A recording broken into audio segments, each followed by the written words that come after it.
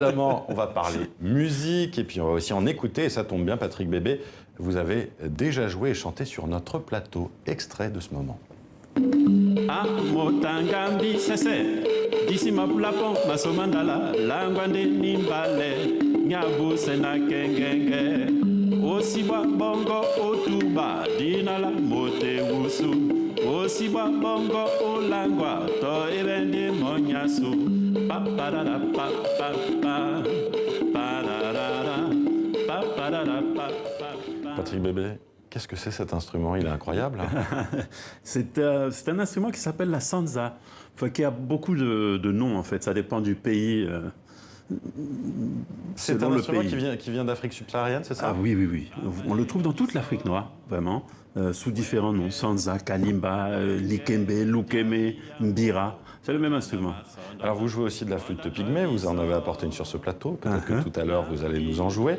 Est-ce que mettre ces instruments, parce que cette flûte pygmée, elle vient également du continent, est-ce que mettre ces instruments africains dans votre jazz, ça lui donne cette couleur si particulière? Ah bah oui, j'espère bien.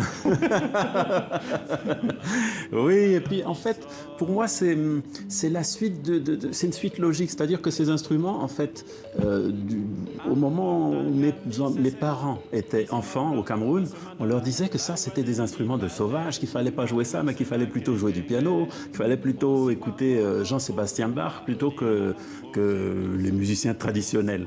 Et vous avez évoqué votre père, enfin vos parents et votre père, notamment Francis Bébé, qui jouait de cette flûte. Ah oui, oui, oui, oui. Et qui la mettait aussi un peu partout. C'est un héritage aussi, c'est symbolique. C'est très symbolique, mais en même temps, c'est un instrument tellement puissant qui joue une seule note.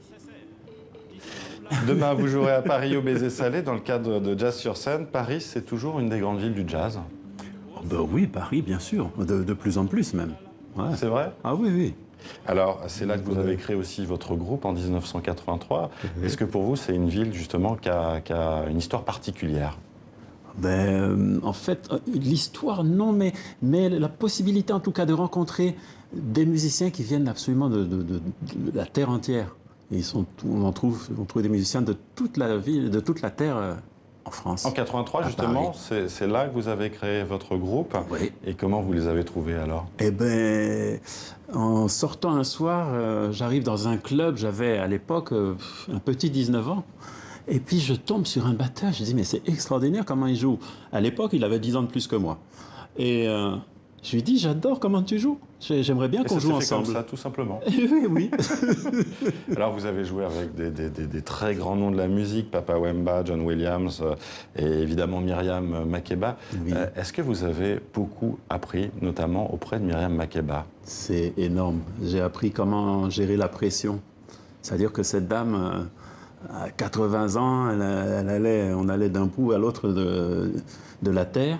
Et à chaque fois, quelle que soit la capacité de la salle, elle était pleine. Si c'était 800 places, ben, il y avait 800 personnes. Si c'était 15 000 places, il y avait 15 000 personnes. Et elle avait cette espèce de pression et une espèce de facilité pour la gérer. Force en même temps. C'était incroyable.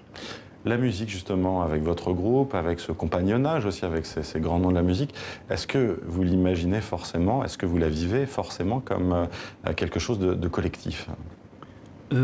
Pas forcément. C'est-à-dire que le côté collectif, c'est qu'il faut quand même qu'il y ait du public en face. Mais il m'arrive tout à fait de faire des concerts en solo parce que parfois le lieu est trop petit ou bien je ne suis pas encore assez connu pour pouvoir venir avec beaucoup de musiciens.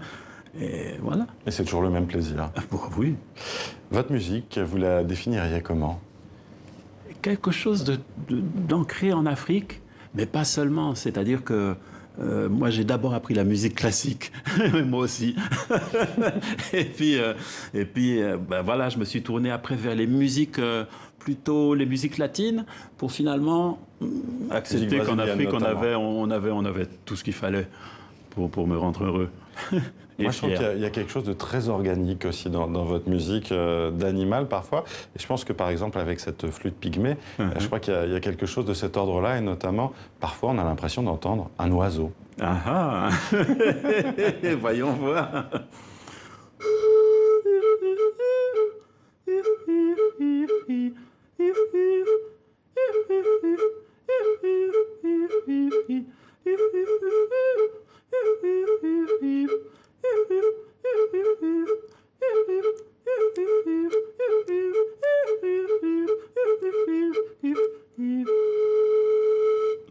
Merci Patrick Bébé. Vous vous rendez compte qu'avec juste cette flûte et vos deux doigts, voilà, vous créez déjà un rythme et vous nous emmenez. Quels sont vos prochains projets?